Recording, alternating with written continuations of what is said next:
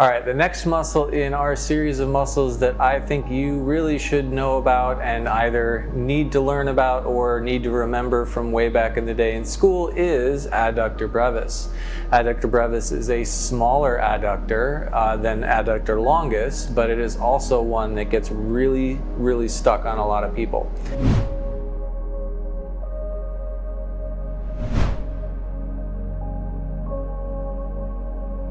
Coming into our handy dandy adductor work position here. So in a previous video we talked about longus, which is going to be right here, the biggest, easiest to find, most ropiest adductor of them all. If you use that as your landmark and you palpate for that big ropey muscle in here, brevis is going to be just beneath that in this position, or you can think of it as more posterior on the body from longus. And so if you come below in this direction or posterior, you will then find beneath that another shorter adductor that just made Brianna jump right off the table, right below that. Hi there.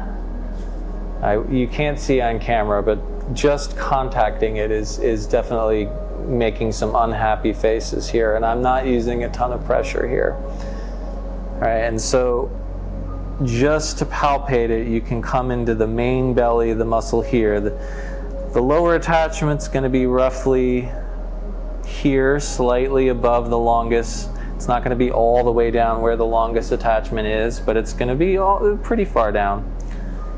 Right into there. Hi there. And it's going to go all the way up to the inferior ramus of the pubis. And in terms of contacting it, what I would say is first just palpate it and be able to do crosswise and feel. So the muscle's going this way, I'm crossing over the muscle belly back and forth that way just to make sure I know what I'm feeling.